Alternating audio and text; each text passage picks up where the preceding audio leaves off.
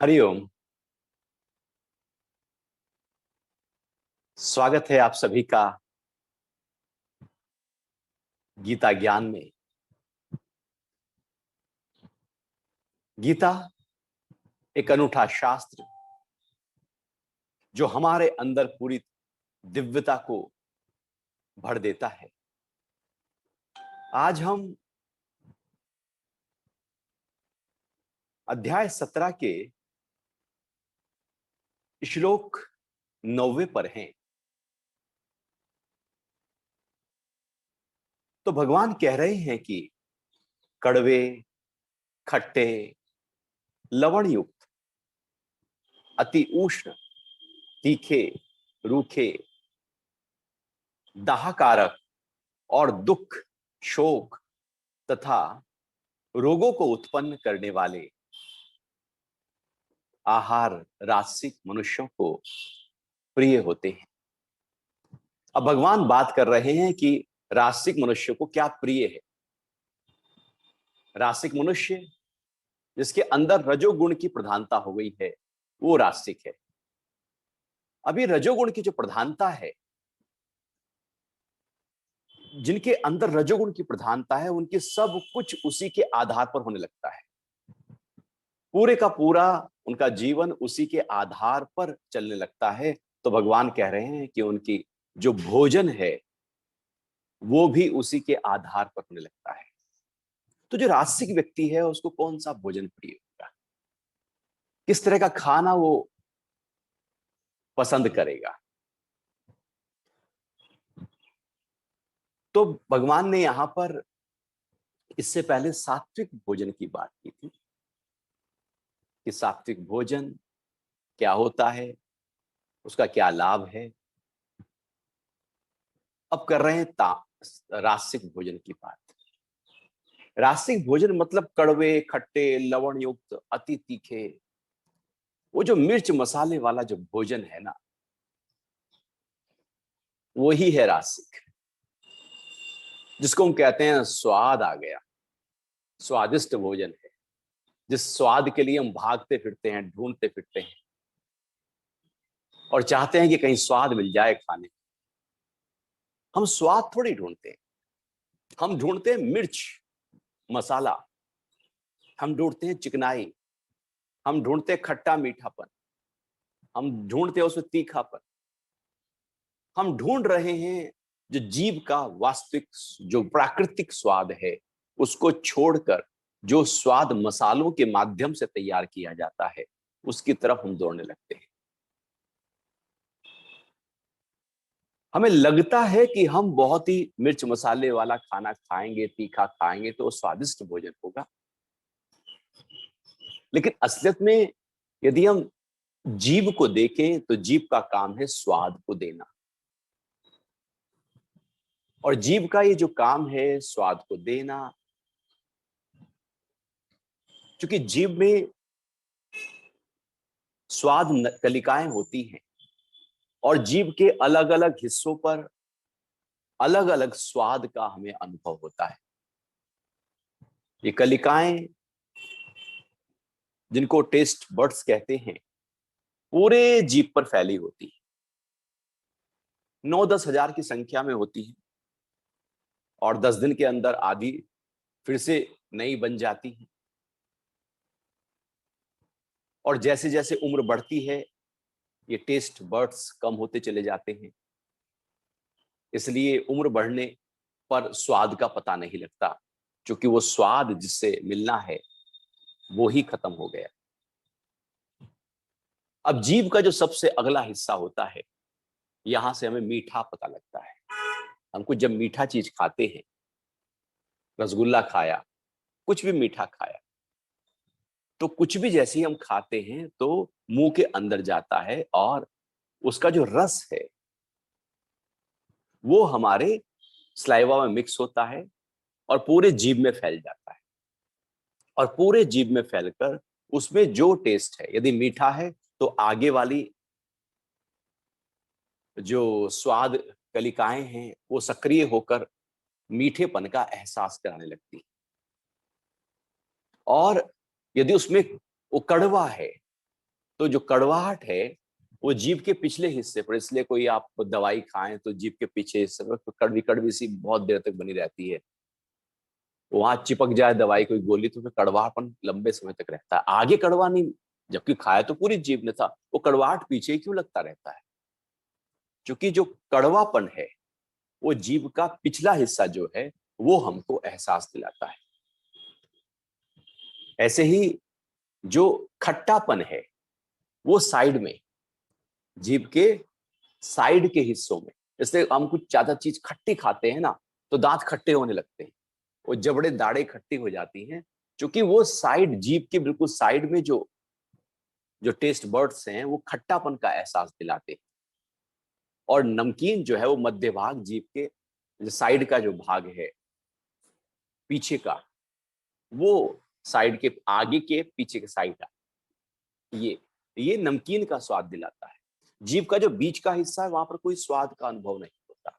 इस तरह से पूरी जीभ पर जैसे ही कुछ खाते हैं एकदम सक्रियता पैदा होती है, मस्तिष्क तक उसका मैसेज भेजा जाता है, बाद में लौटकर उसका इम्पैक्ट और वो हमको अनुभव होने लगता है कि ये खट्टा है, मीठा है, तीखा है, कषाय है, क्या है। तो जो नेचुरल यदि जीभ की क्रियाएं हैं, तो यदि थोड़ा सा भी खाएंगे, कोई नमक जरा सा भी है तो वो एकदम बताएगा, मीठा थोड़ा सा भी खाएंगे तो एकदम बताएगा, फिर ज्यादा मीठे की जरूरत नहीं, क्योंकि जो स्वाद स्वाद नलिकाएं हैं वो तो सक्रिय होकर कार्य कर रही हैं। ऐसे ही जैसे ही हम धीरे धीरे धीरे धीरे अपने स्वाद को गड़बड़ा देते हैं, ज्यादा तीखा मीठा खाना शुरू कर देते हैं, तो उससे क्या होता है कि जैसे ही हमारा स्वाद गड़बड़ाता है, अब हमें मीठा ज्यादा चाहिए, तीखा ज्यादा चाहिए, नमकीन ज्यादा चाहिए, मिर्च मसाला ज्यादा चाहिए, और हम सोचते हैं कि चटपटा बनाकर आज बहुत मजे कर लिए। हमें लगता है कि वो स्वाद है, जबकि वो तो बेस्वाद है, वो स्वाद थोड़ी है। वो तो जो वास्तविक नेचुरल स्वाद था वो तो ढका जा चुका है। स्वाद तो अब है ही नहीं, वो तो ऊपर से स्वाद पैदा किया जा रहा है। हमें लगता है स्वाद है, लेकिन वो हमारी जो स्वाद कलिकाएं हैं वो तो कहीं खत्म हो गई हैं। इसलिए जब उम्र बढ़ती है तो स्वाद कलिकाएं खत्म हो जाती हैं, टेस्ट बर्ड्स खत्म हो जाते हैं, तो फिर ज्यादा नमक, फिर ज्यादा तीखा, ज्यादा मीठा अच्छा लगने लगता है, क्योंकि वो थोड़े का पता ही नहीं लगता। तो जिसको हम कहते हैं कि ये स्वादिष्ट है, असलियत में तो वो स्वादिष्ट नहीं है, वो तो स्वादहीनता है। भोजन का वास्तविक स्वाद, दूध आप ले रहे हैं, यदि बहुत ही बारीकी से उसको आप पी रहे हैं तो वो स्वाभाविक रूप से मीठा होता है। हम चीनी डाल देते हैं और दूध का स्वाद कभी अनुभव ही नहीं कर पाते कि वास्तविकता में दूध का स्वाद अपना क्या है।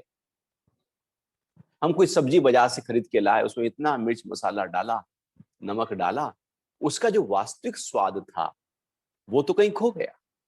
हमने अपने स्वादानुसार उसको कर लिया।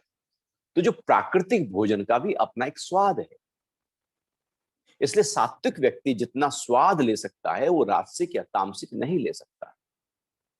स्वाद तो प्राकृतिक भोजन में छिपा हुआ है, बाकी ये स्वाद तो हम डालते हैं, जिसको हम चटपटा कहते हैं। तो स्वाद नहीं है, वो बेस्वाद है, वो तो शरीर में जाकर और नुकसान पहुंचाने वाला है, उससे शरीर का कोई फायदा होने वाला नहीं है। क्योंकि अब वो राजसिक कैटेगरी में आ गया है। सात्विक कैटेगरी में अब हमें बाहर से मिर्च मसालों की आवश्यकता नहीं, क्योंकि जो प्राकृतिक भोजन है उसी का स्वाद हमको मिल रहा है। जब प्राकृतिक भोजन का स्वाद हमको मिलने लगे तो समझो कि वो सात्विक भोजन है, और जब हम भोजन में स्वाद डालने लगे तो समझो कि वो राजसिक हो गया। अब हमने कुछ कलाकारी दिखा दी। तो तो फिर क्या प्रिय लगने लगेगा एक राजसिक व्यक्ति को? वो कहेगा भैया कड़वा, ज्यादा खट्टा, मतलब वो एकदम एक कड़वापन, खट्टापन एक आंवले में भी होता है, लेकिन उसे अब खट्टा ज्यादा चाहिए, इसलिए वो अचार खाएगा। वो ज्यादा खट्टे में जाएगा, ज्यादा कड़वे में जाएगा, ज्यादा नमक में जाएगा, लवण युक्त, अति उष्ण, बहुत गर्म में जाएगा। बहुत गरम गरम चाय पिएगा, गरम गरम दाल, गरम गरम फुल्का, गरम गरम सब कुछ खाने की कोशिश करने लगेगा, अति उष्ण। जो सात्विक है वो ना ज्यादा गर्म में जाएगा ना ठंडे में जाएगा, वो बिल्कुल जो बॉडी टेम्परेचर है उस अनु उस जो तापमान है उसका भोजन उसको प्रिय होगा। और जो रासिक व्यक्ति है, जिस समय रजोगुण बढ़ा हुआ है, उस समय अब ज्यादा उष्णता की आवश्यकता होगी, क्योंकि ज्यादा उष्णता हमें उष्णता देती है, गर्माहट देती है। क्योंकि रासिक व्यक्ति दौड़ता है, भागता है, काम करता है, वो लगातार गति में है।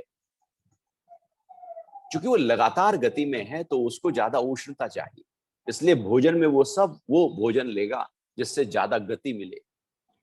सात्विक व्यक्ति कोई दौड़ने भागने में नहीं लगा हुआ, वो तो ठहरा हुआ है, उसको दौड़ने भागने वाला भोजन चाहिए ही।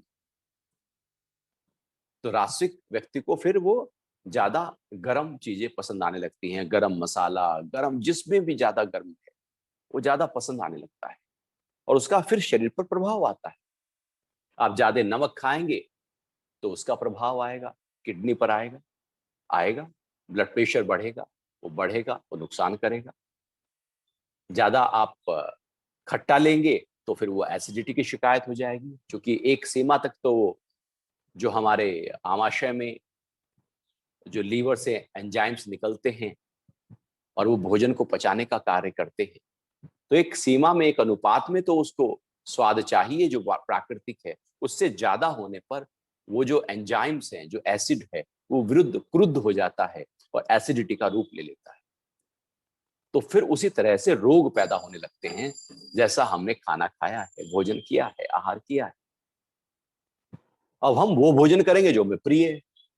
अब हमारी प्रियता ही ऊटपटांग है, फिर हम कहें कि भैया बीमारी क्यों हो रही है, ये एसिडिटी क्यों हो रही है, ये ब्लड प्रेशर क्यों बढ़ा हुआ है, ये शुगर लेवल क्यों बढ़ रहा है, ये मोटापा क्यों बढ़ रहा है, क्योंकि हम भोजन ही वैसा कर रहे हैं।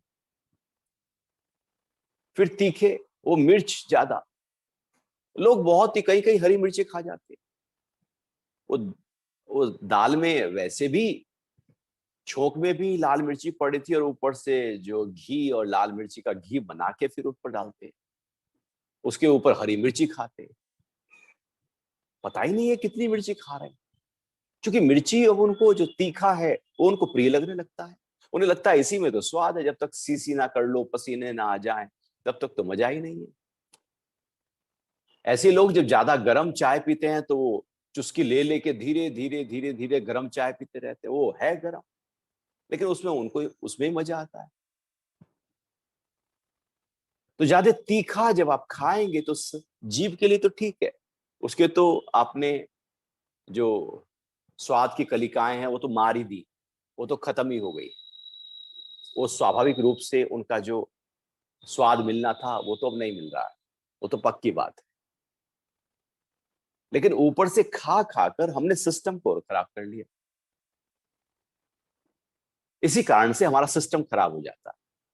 तो भगवान कह रहे हैं कि वो जो रुचि है रासिक व्यक्ति की, वो थोड़ी बिखरी हुई होती है, वो ज्यादा फिर तीखा खाने लगता है। तो तीखा यदि पसंद है तो समझो कि आपका पाचन तंत्र ठीक नहीं है, आपका पेट कभी ठीक नहीं रह सकता। आप ज्यादा खट्टा खाएंगे, ज्यादा नमक खाएंगे, ज्यादा तीखा खाएंगे, ये तो सारे एसिडिटी को बढ़ाने वाले, क्योंकि ये सारे एसिडिक फूड है। एक अल्कलाइन फूड होता है जो सिस्टम को रिलैक्स करता है, जो पीएच फैक्टर को पूरी तरह से बैलेंस करता है, और एक एसिडिक फूड होता है जो हमारे उस पीएच फैक्टर को इम्बैलेंस कर देता है, और वो बॉडी एसिडिक होने लगती है। जब बॉडी एसिडिक होने लगती है तो वहीं पर रोगों की शुरुआत होती है। इसलिए जब बॉडी एसिडिक हो जाए तो उसको अल्कलाइन किया जाता है, ऐसे भोजन दिए जाते हैं, इसलिए प्राकृतिक भोजन दिए जाते हैं, जिससे जो एसिडिक, जो ब्लड में भी एसिडिटी चली गई है, एसिडिक हो गया है पूरे का पूरा सिस्टम, वो कम हो जाए, उसका ताप कम हो जाए, उसका प्रभाव सिस्टम में कम हो जाए, नहीं तो अनेक प्रकार के उपद्रव पैदा होने शुरू हो जाए।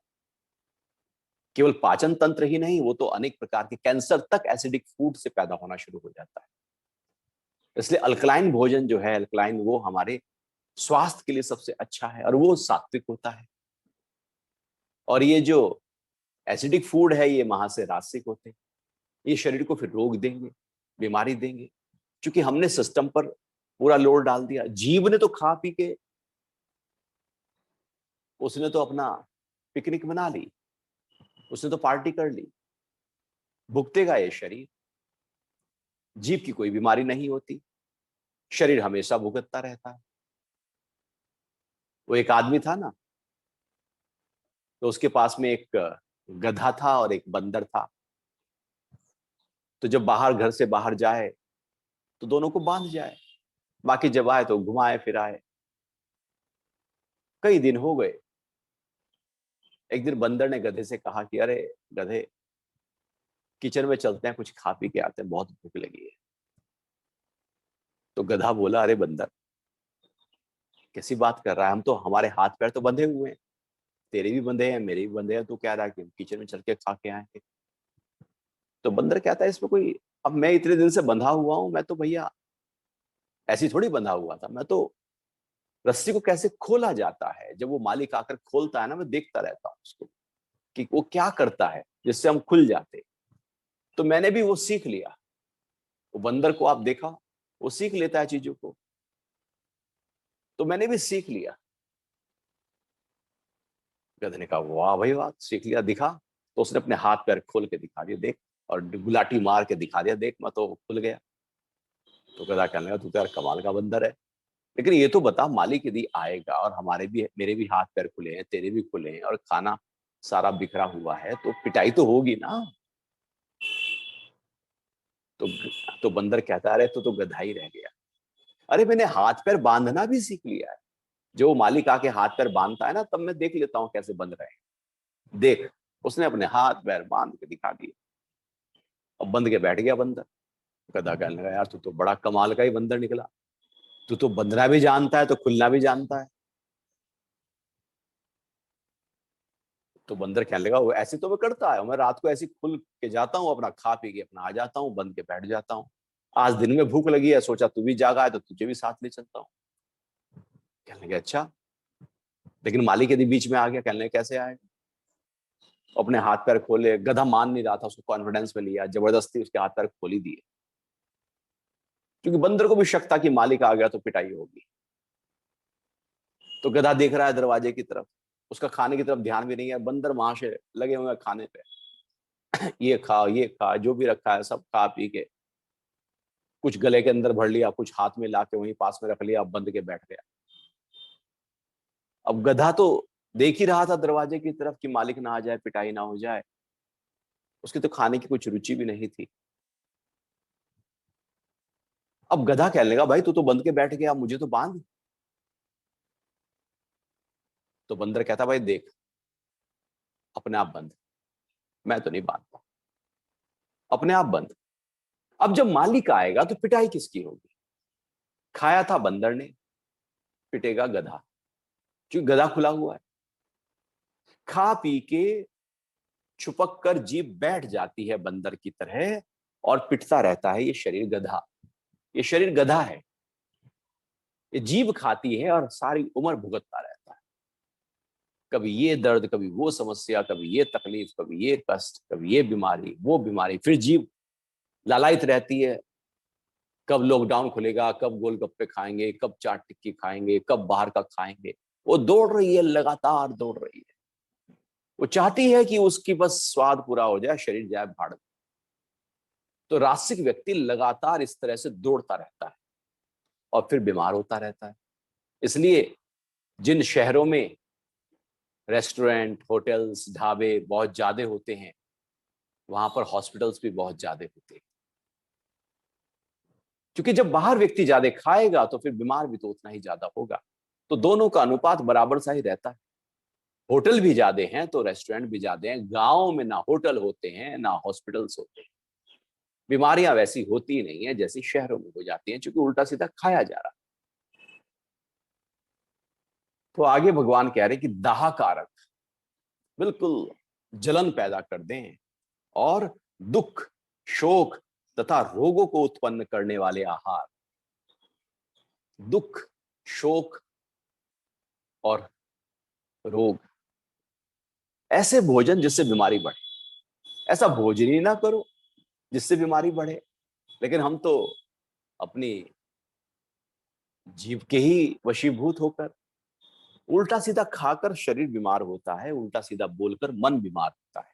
सारे झगड़े, हमारे सारे झगड़े, घर की कलह, मन की सारी हलचल, सारी दुश्मनी, सारे द्वेष शब्दों पर है। कुछ बोल दिया, कुछ सुन लिया, उसका पकड़ लिया, हमने कुछ बोल दिया, झगड़ा हो गया। जुबान के दो काम है, खाना और बोलना। दोनों ही बिखरे हुए हैं हमारे।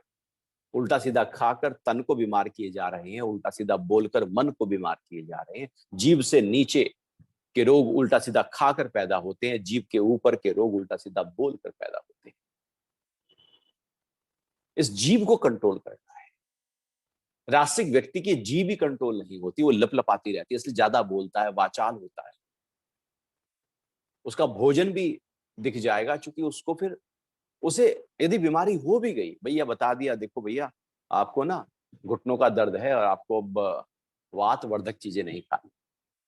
कमर का दर्द है, गर्दन का दर्द है, कंधे का दर्द है, कुकनी का दर्द है, जो वायु वाली चीजें होती है ना, आपके दर्द को बढ़ा दें। तो पूछेगा डॉक्टर साहब आप बताओ ना कौन सी ऐसी चीजें होती है जिनको मैं नहीं खाऊं। तो वैद्य जी कहेंगे देखो भैया, उड़द की दाल है, चने की दाल है, राजमा है, सब्जी में भिंडी है, अरबी है, फूल गोभी है, खट्टी चीजें हैं, दही है, मट्ठा है, छाछ है, लस्सी है, चावल है, कढ़ी है, कढ़ी चावल है, राजमा चावल है। ये चीजें आप खाओगे तो दर्द बढ़ जाएगा। तो सब लिख लाएगा, और पता लगा 5 दिन बाद वही बैठा खा रहा। जो उसकी जीभ लपलपाती है, जब घर में बने हैं कढ़ी चावल तो कहाँ रह जाता, सोचते हैं एक ही चम्मच खा लो। अरे राजमा चावल थोड़ा कटोरी में दे दो, थोड़ा सा ही खा लो। तो बीमार दवाई भी तो थोड़ी सी होती है, हम थोड़ा सा खाएंगे, वात हमारा बढ़ जाएगा, बीमारी बढ़ जाएगी। और इसी तरह से, इसी कारण से शरीर के दर्द कभी ठीक ही नहीं होते। गर्दन का दर्द आ गया, कमर का दर्द आ गया, घुटनों का दर्द आ गया, एड़ी का दर्द आ गया, जाता ही नहीं है। वो पेन किलर खाए जाएं, दवाई लगाए जाएं, कुछ ना कुछ उस पर मल्लम पट्टी करे जाएं ऊपर से, और खाए जा रहे हैं वही खाना, वही दही, वही लस्सी, वही मट्ठा, वही छाछ। फिर कहते हैं दर्द नहीं जाता, ये तो शायद शरीर के साथ ही जाएगा। खा ही ऐसा रहे भगवान के, रोग को बढ़ाने वाला भोजन तो हम ही करते हैं। कोई पड़ोसी आकर मुंह में थोड़ी ठूस देता है हमारे। आप ना खाना चाहो तो कोई खिला नहीं सकते, लेकिन हम ही तो जाते हैं बीमारी की तरफ। फिर कहते हैं मैं बीमार क्यों हूं। हमने ही तो बीमारी में भोजन ऐसा कूदे कि बस ये खा लूं और वो खा लूं। वो कुछ लोग होते हैं, वो कहीं पार्टी में जाते हैं तो वो सब कुछ चख के आएंगे, एक एक स्टॉल पे जाएंगे, और कोई पूछ ले भैया इतना क्यों खा रहे हो, कि नहीं जी लिखा हुआ था कार्ड में, कार्ड आया था, कार्ड में लिखा हुआ था भोजन जो रात्रि भोजन 8 से 10 है, तो 8 बजे शुरू किया था मैंने, 10 बजे तक तो खाऊंगा ही ना।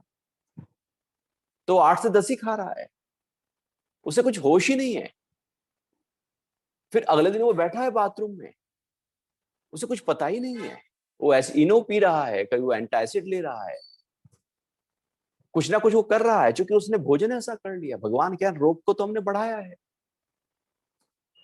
और हम समझ नहीं पाते कि रोग हमारे कारण से बढ़ा है। बीमारी का कारण हम हैं, बीमारी हमारे कारण से बढ़ी, और हम फिर दवाइयां करते हैं और वो भोजन करते रहते हैं, क्योंकि भोजन तो जीवन भर साथ चलने वाला है। तो भोजन ही ऐसा है जो बीमारी को बढ़ाएगा, भोजन ही ऐसा है जो रोगों, दुख, शोक को बढ़ाएगा। शोक क्या है? शरीर के सेल्स जब मरने लगे, हम ऐसा कुछ भोजन कर रहे हैं जिससे हमारे सिस्टम्स, हमारे ऑर्गन्स डैमेज हो रहे हैं। मरने की क्रिया ही तो शोक है। अब उनको डैमेज कर रहे हैं, उनको मार रहे हैं, मार दिया है हमने अपनी जो स्वाद कलिकाएं हैं, जो टेस्ट बर्ड्स हैं, मार दिया ज्यादा तीखा, नमक, मीठा खिला खिला के, तो शोक हो गया ना वहां पर। उनके स्तर पर तो देखो ना, वहां की जो जीवंतता थी वो तो खत्म कर दी ना। ऐसे ही पेट में एसिडिटी हो जाती है, फिर अल्सर पैदा हो जाता है, क्योंकि हमने बहुत कुछ मार दिया, खत्म कर दिया, वहां पर एक शोक हो गया है। और फिर जब बीमारी आती है तो दुख आता है, और हमारे ही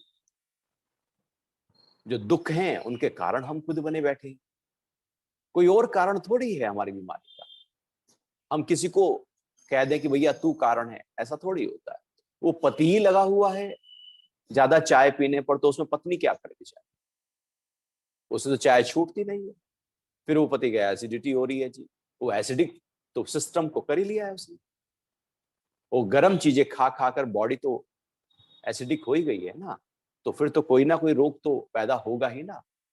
हम अपनी जीव को ही कंट्रोल नहीं कर पाते, और हम बात तो फिर कर सकते हैं कि हम तो बहुत बड़ा काम कर सकते हैं। एक छोटी सी जीव, इतनी सी जीव, यदि ये कंट्रोल हो जाए तो बहुत बड़ा तप हो गया।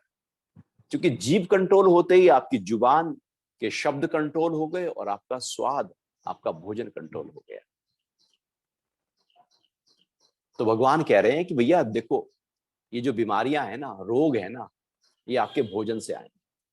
और जो राजसिक व्यक्ति है वो अपने भोजन को, राजसिक भोजन के आधार पर बीमारियों को बढ़ाएगा। क्योंकि आज यदि देखो तो अधिकतर हम राजसिक भोजन करते, इसलिए बीमारियां घर घर में पैदा हो जाती। क्योंकि वहां के भोजन, घर में किसी के जाओ, वहां का खाना कैसा बन रहा है, उससे आप पता लगा सकते हो कि शरीर में, इस घर में रहने वाले जो सदस्य हैं उनके शरीर में कौन से उपद्रव होंगे, कैसे उपद्रव होंगे, होंगे या नहीं होंगे, उनका जीवन आगे कैसा चलने वाला है। यदि वो भोजन ही गड़बड़ा है, पता ही नहीं है कि भोजन सिस्टम को क्या चाहिए, तो आज नहीं तो कल बीमारियां जरूर पैदा हो जाएंगी।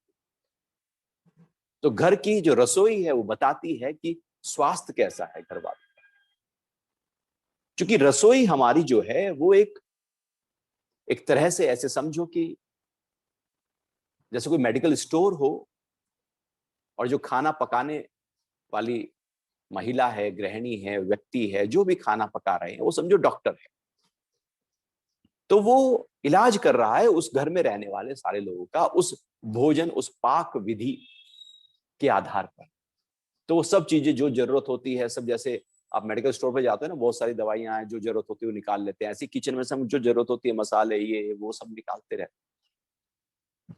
तो क्या निकाला जा रहा है वो बड़ा महत्वपूर्ण है, क्या डाला जा रहा है वो बड़ा महत्वपूर्ण है, और लोगों को क्या स्वादिष्ट लग रहा है वो बड़ा महत्वपूर्ण है। जो सात्विक है उसको सात्विक भोजन स्वादिष्ट लगेगा, और जो राजसिक है वो तो कहेगा अरे आज क्या तुमने फीका खाना बना दिया, वही फिर से लौकी की सब्जी, वही तोरी, वही मूंग की दाल, वही खिचड़ी, खिला खिला के मारोगे क्या है। हमें चाहिए चटपटा जी, गोलगप्पे चाहिए, हमें तो टिक्की चाहिए, हमें तो भल्ले चाहिए, हमें तो पता नहीं क्या क्या चाहिए। जीव को तो पता नहीं क्या क्या चाहिए। फिर कहते हैं हाँ एसिडिटी हो रही है, मोटापा नहीं जाता, ये कमर दर्द हो गया, घुटने का दर्द हो गया। अरे भैया हमने ही तो उनको बुलाया है। खाने से हम बाज नहीं आते, और बीमारियां फिर हम कहते हैं इतनी बीमारी होगी, थोक में तो बीमारियां हमने पाल ली, जैसे बोरा भर के हो। क्योंकि एक बीमारी एक थोड़ी होती है, वो तो अपने साथ फिर बहुत सारी बीमारियां ले आएगी। जैसे एक चोर थोड़ी होता, फिर बहुत सारे चोरों को इकट्ठा कर लेगा, जमकर इकट्ठा हो जाएगा। एक मच्छर के आने का रास्ता होना चाहिए, वो एक ही थोड़ी आएगा, तो मच्छरों की कतार आएगी, लाइन आएगी। ऐसी बीमारी एक आई तो फिर एक थोड़ी होती है, वो तो मच्छर बीमारियों की एक लाइन आएगी। इसलिए कोई भी बीमारी यदि शरीर में हो तो समझ लेना कि अब और बीमारियां भी आ रही हैं। इसलिए उसी बीमारी को उसी समय कोशिश करना वो खत्म हो जाए। देख लेना भोजन को, दिनचर्या को, मन की अवस्था को, नींद को देख लेना कि कहाँ क्या गड़बड़ी हो रही है जिससे बीमारी आई। क्योंकि कुछ जब बीमारियां आई हैं तो मेरी ही लापरवाहियां हैं जो बीमारियां आ गई। तो देख लेना, जान लेना, और उनको दूर करने की कोशिश करना। दवाइयों को लें, लेकिन यदि भोजन ही नहीं ठीक किया तो दवाइयां भी क्या करें।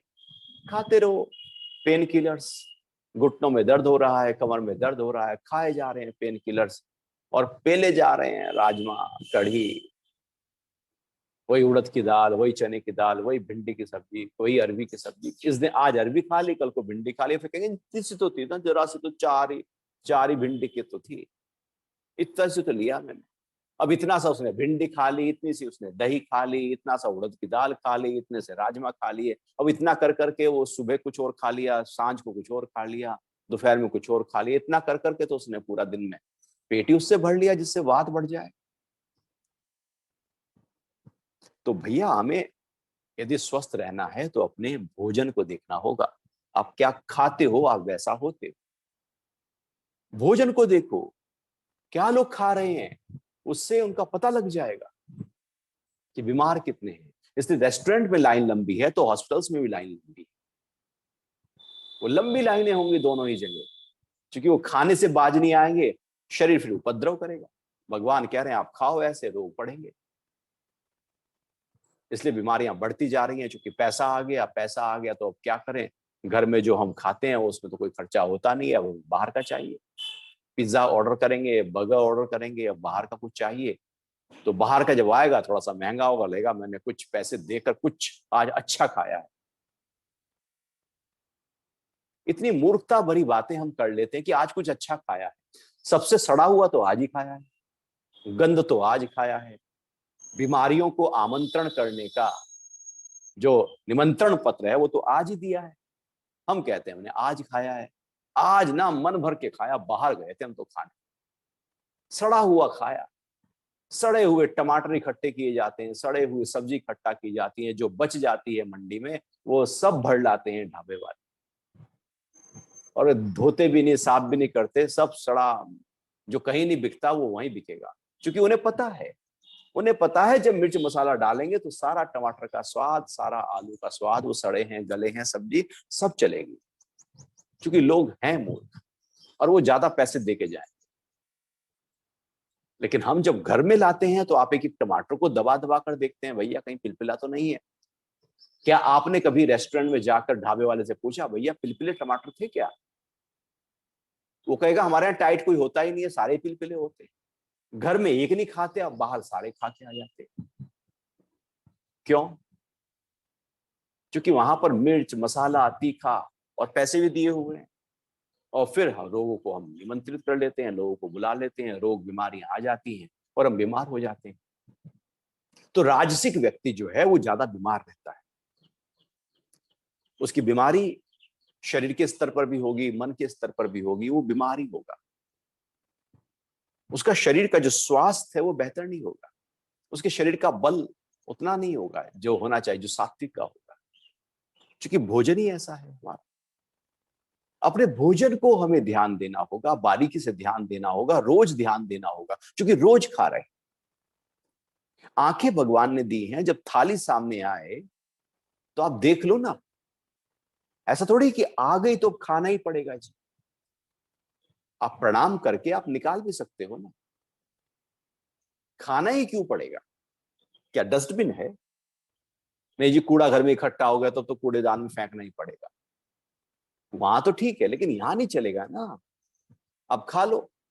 वो ऐसे ही होता है, अरे सारा बचा हुआ था, रह गया था, वो चलो खा ही लेते हैं, वो खा लिया। वो ऐसे ही होता है कि घर में मेहमान आए और उनको खाना खूब खिला दिया, 2 दिन रखा हुआ भी खिला दिया। और वो घर वाला, उन्हें क्या पता मेहमानों घर वाले अपने बर्तन खाली कर रहे हैं। उन्हें तो लगा कि वाह क्या आओ भगत हो रही है, उसे पता। उन्हें क्या पता कि 4 दिन के बर्तन भरे हुए थे, कोई खा नहीं रहा था, चलो इन्हें खिला दो। हाँ, जब थाली सामने आए तो आंखें, हमारी इंद्रियां उस समय सिक्योरिटी गार्ड की तरह खड़ी हो जाती। आप देखो इन इंद्रियों को कैसे भगवान ने रची। सबसे पहले आंखें देखती हैं और आंखें पास करती हैं खाना है या नहीं खाना। आंखों ने पास कर दिया, ठीक है, आंखों ने अपना काम कर दिया, सिक्योरिटी की एक लेयर पूरी हो गई। अब आप उस हाथ से भोजन तक पहुंचाएंगे अपने हाथ को। अब वो हाथ जो इंद्रियां हैं, इंद्रिय शक्ति है, जो त्वचा है, वो देखेगी ज्यादा ठंडा है, ज्यादा गर्म है, मुलायम है, कठोर है, कैसा है। बहुत तीखा होगा तो हाथ, जैसे आप चाय आई, आपका हाथ से पता लग जाएगा बहुत गर्म है, तो आप कहोगे भैया ठंडी होने दो। वो धुआं उड़ रहा है, आंख देख लेगी धुआं उड़ रहा है, ठंडा होने दो। वो हाथ फिर सेकंड सिक्योरिटी लेयर्स, हाथ ने भी उसको पास कर दिया। अब वो आपने उठाकर उसको मुंह में लाने ही वाले थे कि नाक एकदम खड़ी हो, अब नाक कहने लगी गंध सूंघकर इसमें बदबू है, इसमें खुशबू आ रही है, कुछ बासी हो गया है, ठीक नहीं। अब नाक की गंध उसको पास करेगी पहले, फिर नाक की गंध ने यदि पास कर दिया, अब वो मुख के अंदर जाएगा।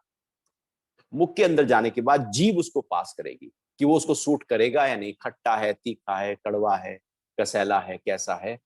और यदि वो उसको पास नहीं किया उसने, तो थूक देगा व्यक्ति, और गरम गरम कुछ थूक देगा, फिर वो ज्यादा तीखा निकाल देगा, क्योंकि आंख से मिर्ची नहीं दिखाई दी, शायद ज्यादा नमक दिखाई नहीं दिया, नाक से भी नहीं गंध से पता लगा, जीभ ने उसको पकड़ लिया, उस सिक्योरिटी ने उसको पकड़ लिया। अब मान लो जीभ ने भी पास कर दिया, अब दांत लगे हैं दबाने, कोई किरकल थी, कोई बाल आ गया था, जीभ घूम घूम के उस किरकल को, बाल को, सबको साफ करेगी, हटाएगी, भैया ये तो खराब है, खाना निकालोगा।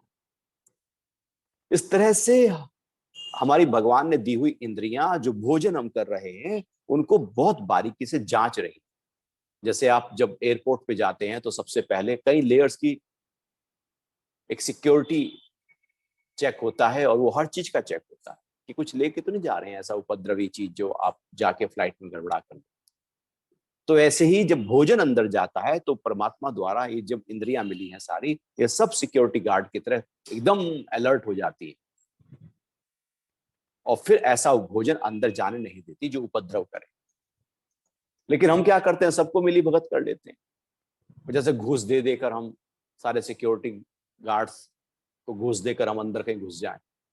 ऐसे ही है, वो हमारी आंखें, उसको प्रिय लगने लगता है, हाथ को प्रिय लगने लगता है, गंध भी वो अच्छी लगने लगती है, जीभ को वो स्वाद अच्छा लगने लगता है, सब पास कर देते हैं, फिर वो अंदर चला जाता है और सिस्टम में जाकर रोग पैदा कर देता है।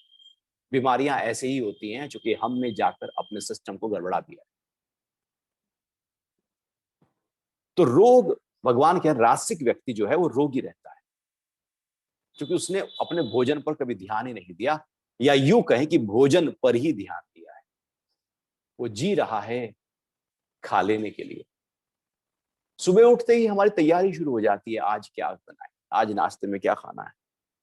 नाश्ता पूरा हुआ नहीं कि आज लंच में क्या खाएं, लंच पूरा हुआ नहीं कि सांझ को चाय के साथ आज क्या लें, समोसे मंगाएं या कुछ और चाय पूरी होती नहीं कि रात का डिनर पे आज क्या खाएं। वो केवल और केवल हमारे अंदर खाना ही घूम रहा है, खाने के अलावा कुछ है ही नहीं। और जिस दिन उपवास रखोगे उस दिन तो और ज्यादा खाने की याद ही आएगी। किस दिन उपवास रख रहे हो, और कई दिन पहले तो तैयारी शुरू कर देते हो, उपवास के दिन हम क्या खाएंगे, व्रत का सामान इकट्ठा करके रख लो, वो रख लेंगे पता नहीं, और फिर सुबह से शुरू हो जाएंगे, आज तो व्रत है मेरा, और खा रहे हैं लिए हुए, केला खा रहे हैं, व्रत है मेरा, चुलाई के लड्डू खा रहे हैं, व्रत है मेरा, खीर खा रहे हैं, व्रत है मेरा, आज ना व्रत है इसलिए बस आलू का हलवा बना के खा रहे हैं, आज ना व्रत है बस शाम को पकौड़े खा रहे हैं, आज ना व्रत है ना बस इसको इसलिए आलू की सब्जी और पराठे खाएंगे। व्रत के दिन तो ज्यादा गंद खाया जाता है, रोज तो हम और ठीक ठाक खा लेते हैं, लेकिन जिस दिन हम उपवास के नाम पर, क्योंकि वो बर्दाश्त थोड़ी है, सिस्टम को तो भोजन चाहिए, ध्यान तो भोजन पर लगा पड़ा है। उपवास के दिन तो केवल और केवल भोजन ही सूझता है। भूखा व्यक्ति केवल भोजन देखेगा, उसे कुछ और नहीं चाहिए। वो कहेगा व्रत, लेकिन उसके आयोजन सारे करेगा, नाम का है व्रत। जबकि उपवास का मतलब है अंतन तम में वास करना। जब व्यक्ति अपने साथ पूरी तरह से स्वाध्याय में होता है तो भूल जाता है कब खाना है, क्या खाना है, उस खाने पीने का समय सब खो जाता है। वो उपवास कहलाता है। उपवास किया नहीं जाता, उपवास होता है। जब हम करते हैं, उसी दिन शादी का कार्ड आ गया, फिर कहेंगे अरे यार सोमवार को तो मेरा व्रत है, बृहस्पतिवार को तो मेरा व्रत होता है, इस दिन शादी करनी थी ना, मैं तो कब से इंतजार कर रही थी, पार्टी में जाएंगे, उसी दिन शादी पड़ गई, इस दिन व्रत है। अब ये तो हमारा व्रत है क्या? हमने भोजन छोड़ा है क्या? हमने तो भोजन कस के पकड़ा है और पकड़ लिया। ये हमारे व्रत के आयोजन भी भोजन को पकड़ लेने के लिए होते हैं, उसकी तरफ दौड़ जाने के लिए होते हैं। ये केवल दिखावा होता है बाहर का। तो भोजन को ध्यान दो, अपने भोजन को ही ध्यान देते रहते हैं। भोजन को यह ध्यान देना है कि सिस्टम में जाकर वो उपद्रव तो नहीं कर लेगा। लेकिन हम तो यही ध्यान रखते रहते कि अब क्या खाएं और अब क्या खाएं। लोग उठाकर जाते हैं कार को 50 किलोमीटर दूर और जाके खा के आते हैं, अरे वहां जाएंगे आज तो ढाबे में ना, वहां का खाना तो बहुत ही अच्छा होता है। ऐसे ही हम एक बार बाहर थे अमेरिका में, तो वहां मायामी में थे। तो 60 माइल दूर साउथ मायामी की तरफ, साउथ बीच वहां का बहुत ही बेहतरीन बीच है। तो जहां ठहरे थे तो वो 60 माइल दूर हमको ड्राइव करके ले गए कि वहां का खाना तो लंच बहुत ही अच्छा होता है। 60 माइल का मतलब समझो 90 किलोमीटर। इंडिया में भी यही हाल हो, वहां जाएंगे, मेरठ जाएंगे, दिल्ली से लोग मेरठ जा रहे हैं जी खाना खाने के लिए, दिल्ली से लोग जा रहे हैं मूर्थल खाने के लिए, वो भाग रहे हैं खाने के लिए। प्राकृतिक भोजन उपलब्ध है घर में, क्यों नहीं खा लेते? क्योंकि बीमार होना है, हमारी जीभ लपलपा रही है। भगवान इसी श्लोक में सारी कहानी कह गए, सारी बातें कह गए, बीमारियों का जड़ बता गए। एक छोटी से श्लोक में सब कुछ खोल दिया। और यदि ये श्लोक जीवन में अपना लिया, क्योंकि आज हम इतने गहरे लगातार एक ही श्लोक की चर्चा कर रहे हैं, क्योंकि इस श्लोक पर यदि हमने इसको जीत लिया तो समझो तप हो गया, और नहीं तो जीव के वशीभूत होकर हम बीमार ही होते रहेंगे। जीव मेरे कंट्रोल में हो, हम तो जीव के कंट्रोल में। एक छोटी सी जीभ संभलती नहीं है। तो जीभ को कंट्रोल करने के लिए भगवान फिर ये कह रहे हैं कि कड़वे, खट्टे, लवण युक्त, अति उष्ण, तीखे, रूखे, दाहकारक और दुख, शोक, रोगों को उत्पन्न करने वाले आहार राजसिक पुरुषों को प्रिय होते हैं। प्रिय, बहुत रुचि आती है उनको, खा खा के बाद चटकारे लेके खाते हैं। आप कभी देखना, चाट की दुकान में पत्ता भी चाट जाते हैं ऐसे, जैसे बस वो जो चाट वाला है दोबारा से उस पत्ते को रख ले, इतना साफ कर देते हैं। पहले उतना साफ नहीं था, जब उसमें चाट लगाई जा रही थी तब उसमें धूल मट्टी थी, लेकिन जब वो चाटता है व्यक्ति चाट चाट के, तो बिल्कुल साफ कर देता है, क्योंकि वो प्रिय है उसको। वो छोड़ेगा थोड़ी, वो जरा सा भी नहीं छोड़ता। और जो प्रिय नहीं है वो उसको तो छोड़ देगा। वो लौकी तोरी प्रिय नहीं है, वो छोड़ देगा। वो घर में फल रखे रहते हैं, खाता ही नहीं है कोई, वो सड़ जाते हैं। प्रिय ही नहीं है सात्विक भोजन, इसलिए शरीर में बीमारियां घर कर जाती हैं। फिर हम कोसते हैं बीमारी क्यों हो गई, मैं बीमार क्यों हो गया। सब तो हट्टे कट्टे हैं। अपनी जीभ को हम देखते नहीं है, अपनी गलतियों को देखते नहीं है, अपनी आदतों को देखते नहीं है। हमारा स्वभाव ही गड़बड़ा गया है, राजसिक रजोगुण बढ़ा हुआ है, तो भोजन भी राजसिक होगा। इसलिए भोजन को ध्यान दो, भोजन को ही ध्यान ना दो, भोजन को ध्यान दो। तो आज खाने पीने की बहुत सारी बातें हो गई, उम्मीद है आपका पेट भर गया होगा। तो अभी हम कुछ योग के अभ्यास कर लेते हैं। एक बार जरा खड़े हो जाएं, आराम से हाथ पैर खोलकर खड़े हो जाते हैं, और शरीर को थोड़ा सा हल्कापन देने के लिए जरा कंधों को घुमा लो, पूरा गोल गोल घुमाते हुए कंधों को, और फिर बदल कर भी घुमा लीजिएगा, आगे पीछे ऊपर नीचे। हाथ जरा कंधों के ऊपर रखो और कोहनियों को आगे ऊपर पीछे नीचे पूरा घुमाते हुए खोल लो अपने कंधों को, फिर बदल कर भी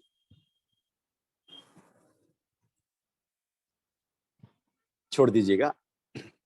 ताड़ासन करते हैं एक बार, अंगुलियां फंसाएं, हथेलियां पलटें, सांस भरें और हाथों को उठाकर खींचे। एड़ियां भी उठा दो जी, और खींचो पूरा शरीर लगातार ऊपर की तरफ, पूरा शरीर ऊपर की तरफ ताड़ासन के लिए खिंचा हुआ है, रोका हुआ है। सांस आता रहे, सांस जाता रहे। हाथ थोड़े पीछे हैं, रोक कर रखें यहाँ पर, और थोड़ा खींचे, हाथ थोड़े और पीछे हैं, खींचे खींचे, और फिर धीरे से वापस हाथों को नीचे ले आए, पैर को थोड़ा सा खोल लीजिएगा, हाथों को पीछे पकड़ लें, अर्ध चक्रासन करते हैं। दोनों हाथों को कमर के पीछे पकड़कर हम खड़े हैं, पैरों में थोड़ा अंतर है, लगभग कंधों की चौड़ाई के बराबर अंतर है। कमर को थोड़ा पीछे की ओर मोड़ दीजिए, हाथों को पीछे की ओर ले जाएं, हाथों को खींच दें, शरीर से थोड़ा दूर रहे हाथ हमारे। सिर पीछे ढीला हो गया, लंग्स फैल गए, सीना फैला हुआ, कंधे पीछे की ओर खींचे हुए, सांस भरा हुआ, रोके, खिंचाव पड़ने दे कमर पर, रोके यहां पर, फिर धीरे से वापस। चलिए बैठ जाते हैं आराम से। कुछ श्वासों की क्रियाएं आज कपालभाति का अभ्यास करेंगे। कपालभाति षटकर्म का अभ्यास है, प्राणायाम नहीं है। अक्सर हम इसको प्राणायाम मान लेते हैं और कहते हैं कपालभाति प्राणायाम, जबकि है षटकर्म का अभ्यास। षटकर्म में 6 कर्म हैं, धोती, बस्ती, नेति, नौली, त्राटक और कपालभाति। कपालभाति षटकर्म का वो अभ्यास है जो हवा के द्वारा, वायु के द्वारा शरीर की सफाई, शरीर का शोधन करती है। इसलिए कपालभाति क्रिया षटकर्म के अभ्यास आसन से पहले कर लेने चाहिए और प्राणायाम आसन के बाद करने चाहिए। यही क्रम महर्षि पतंजलि कहते हैं, क्योंकि शौच पहले है, शुद्धि पहले है, फिर आसन है और फिर प्राणायाम है और फिर ध्यान है। इस क्रम से आप अपने अभ्यास क्रम को डिजाइन करना, जिससे स्थूलता से सूक्ष्मता की ओर आप जाएं। तो कपालभाति क्रिया षटकर्म का अभ्यास है। इसमें हम श्वास को बार बार नासिका से बाहर फेंकते हैं। सांस नाक से बाहर झटके से निकलेगा, दूर तक जाएगा, निकलने की आवाज होगी और साथ ही साथ पेट भी अंदर की ओर खींचेगा। सांस बाहर, पेट अंदर, 2 क्रिया साथ साथ हो रही है। फिर वायु का दाब बाहर इतना है कि वो श्वास ऑटोमेटिकली अंदर चला जाएगा और पेट जैसे श्वास अंदर गया, डायफ्राम एकदम फैल गया और जो पेट था वो जो अंदर की ओर खिंचा हुआ था वो एकदम ढीला हो गया। तो ये क्रिया बार बार, सांस अंदर गया उसको फिर झटके से बाहर निकाल दिया, बार बार श्वासों को बाहर निकालते रहेंगे, सांस अपने आप अंदर जाता रहेगा। ये कपालभाति क्रिया 3 राउंड हम करेंगे। पहले राउंड में ध्यान को पेट पर रखना और ये भाव डालना कि मेरा पाचन तंत्र पूरी तरह से स्वस्थ हो रहा है। दूसरे राउंड में ध्यान को अपने फेफड़ों पर, अपने हृदय पर, अपनी छाती पर रखना, गले पर रखना, थायराइड पैराथायराइड ग्लैंड पर रखना। तीसरे राउंड में अपने ध्यान को अपने मस्तिष्क पर रखना, इंद्रियों पर रखना, मन पर रखना। इस तरह से 3 राउंड के माध्यम से अपने पूरे शरीर के स्वास्थ्य को आप बेहतर कर लेना।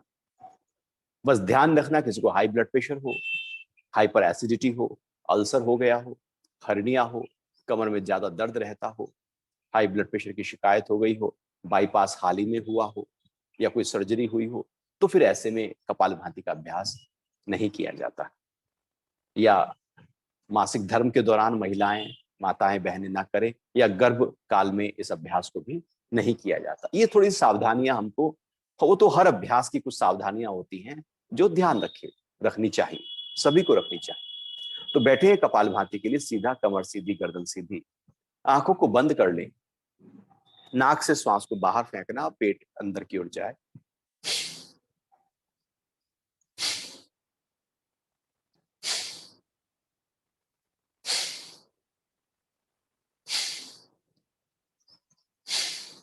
बार बार श्वास को फेंकते जाएं।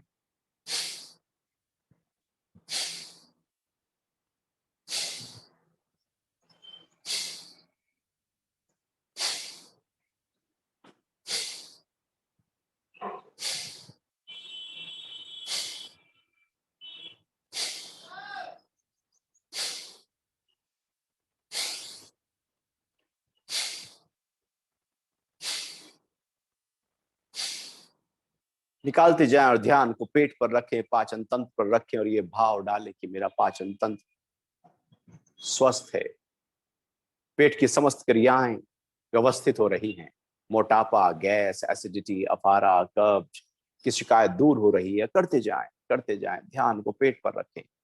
पेनक्रियाज एक्टिव होकर बीटा सेल्स को सक्रिय कर रहा है, जिससे वहां से निकलने वाले जो इंसुलिन है उसकी मात्रा बेहतर हो रही है, लीवर से निकलने वाले एंजाइम्स प्रॉपर हो रहे। बार बार लगातार इस अभ्यास को करते रहे। आंत की क्रियाशीलता को बल मिल रहा है, बड़ी आंत से मल जो चिपके हुए थे वहां से हट रही है, छोटी आंत में अधिक से अधिक जो संकुचन आकुंचन की क्रियाएं हैं वो रस को खींच रही हैं। ये भाव के साथ लगातार इस अभ्यास को करते रहे।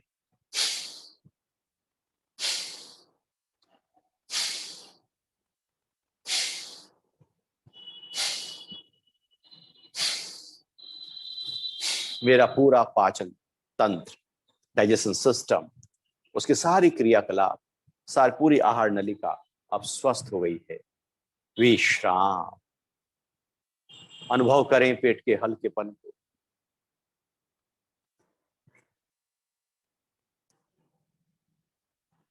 शांत भाव से बैठे हुए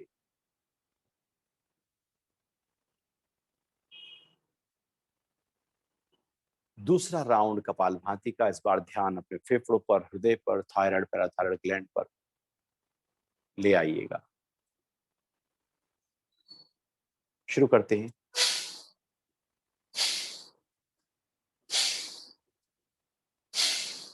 लगातार करते रहना, बार बार करते रहना, जब तक आप कर सके आराम से तब तक करते रहना, बिना गिनती के करते रहना। और ध्यान को फेफड़ों पर रखना कि मेरे फेफड़ों की शक्ति से श्वास को बाहर फेंका जा रहा है। मेरे फेफड़े मजबूत हो रहे हैं, सक्रिय और स्वस्थ हो रहे हैं। वायु कूपिकाएं, उसमें ऑक्सीजन की सप्लाई बेहतर हो रही है। वो फेफड़े जो 1/3 यूज होते हैं, मैक्सिमम यूटिलाइज किया जा रहा है। फेंकते जाए,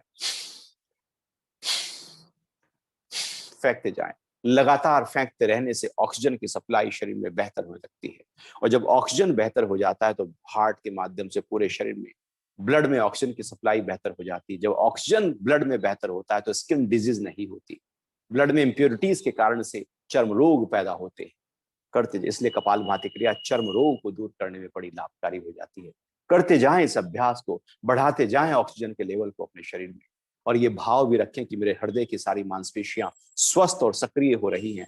हृदय के जो फंक्शंस हैं, जो हार्ट फंक्शंस हैं, जो वॉल्व्स हैं, उनका जो फंक्शन है वो प्रॉपर हो रहा है। और ब्लॉकेज आ नहीं रही हैं, जो छोटी मोटी ब्लॉकेज पड़ी है वहां से वो हट रही है। ये भाव प्रबल हो। साथ ही साथ थायराइड और पैराथायराइड ग्लैंड जो हाइपोथायरज्म या हाइपर हो जाता है, उसकी शिकायत, या तो वजन कम होने लगता है या वजन बढ़ने लगता है थायराइड के कारण से, उसकी शिकायत भी ये अभ्यास दूर कर रहा है। और जब थकान लगे तो रुक जाना।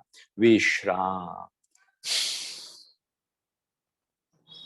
शांत भाव से बंद आंखों के साथ अनुभव करते हुए अपने आप का।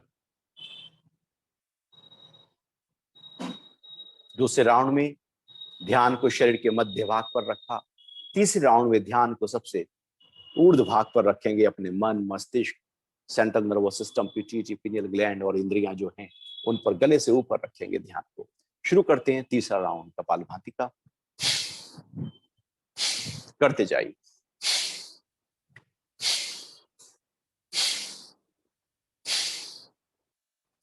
फेंकते जाएं, फेंकते जाएं। यही भाव हो। आंखों से देखने की शक्ति, कान से सुनने की, नाक से सूंघने की, जीभ से स्वाद की शक्ति को बढ़ा रहा है। यह अभ्यास नजरा झुकाम दूर हो रहा है, बंद नाक खुल रही है। करते जाएं। बालों का झड़ना, टूटना, सफेद हो जाना थमने लगता है। पिट्यूटरी और पिनियल ग्लैंड के फंक्शंस, उनके निकलने वाले सिक्रेशंस प्रॉपर हो जाते हैं। हैप्पी हार्मोन्स, डोपामिन और सेरोटोनिन बेहतर होने लगता है। सेंट्रल नर्वस सिस्टम सक्रिय हो जाता है। जो ब्रेन का फ्लूइड है वो बैलेंस होने लगता है। और बॉडी माइंड कोऑर्डिनेशन जो है, वो जो ब्रेन से जो बॉडी जो कंट्रोल और कोऑर्डिनेशन और बैलेंस बनाए रखता है जो ब्रेन, वो और बेहतर तरीके से हो रहा है। एकाग्रता शक्ति मेरी और बेहतर हो रही है। इसी भाव के साथ करते रहें कि निर्णय शक्ति, संतुलन शक्ति, स्मरण शक्ति, जो भी कुछ दिव्यताएं हैं जो मस्तिष्क से पैदा होती हैं, विकास हो रहा है उनका। थक जाओ तो रुक जाना। विश्राम। शांत भाव। 3 राउंड कपालभाति के हमने किए। गिनती ना गिना करें, घड़ी ना देखें, जितना आप आराम से कर सकें। शरीर अपने आप बता देगा बस, तो बस कर लेना। बंद आंखों के साथ थोड़ी देर के लिए बैठे रहें। और आप अनुभव कर सकते हैं कि मन अब शांत हो गया, ठहर गया, हल्का हो गया। आप अनुभव कर सकते हैं कि शरीर की सारी क्रियाएं जैसे शिथिल पड़ गई हो, आराम में, विश्राम में चली गई।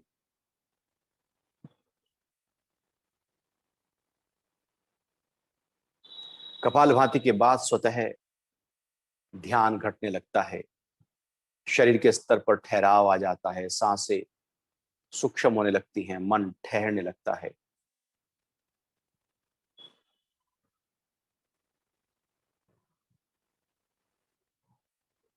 पूरे शरीर के स्वास्थ्य को हमने कपालभाति के माध्यम से बेहतर किया। रोज किया करें। स्नान है भीतर का, जैसे झाड़ू पोछा लगाया जाता है, जैसे शरीर को बाहर से नहलाते हैं, ये भीतर से सफाई शोधन क्रिया है, जो टॉक्सिन्स को, विजातीय तत्वों को, मलों को, जो भी अशुद्धियां हैं, सबको बाहर फेंकने का काम करता है।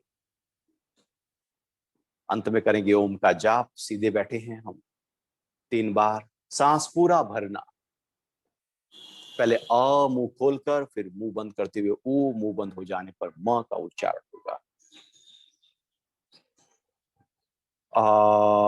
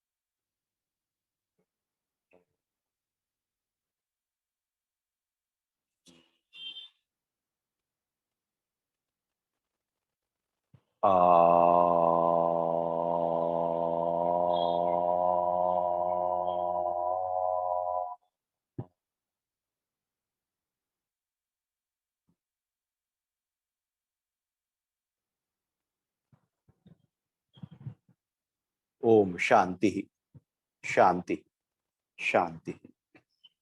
हथेलियों को रगड़ लीजिएगा। रगड़ते जाएं, रगड़ते जाएं। गर्म कर लें अपनी हथेलियों को और फिर आंखों के ऊपर रख लें, ढक लें। कुछ देर के लिए ढक कर रखें, मन की शांति को अनुभव करें। फिर धीरे से हथेलियां हटा लें। आंखें खोल लीजिए। हरिओम। आज के लिए इतना ही रखते हैं। जय श्री कृष्ण।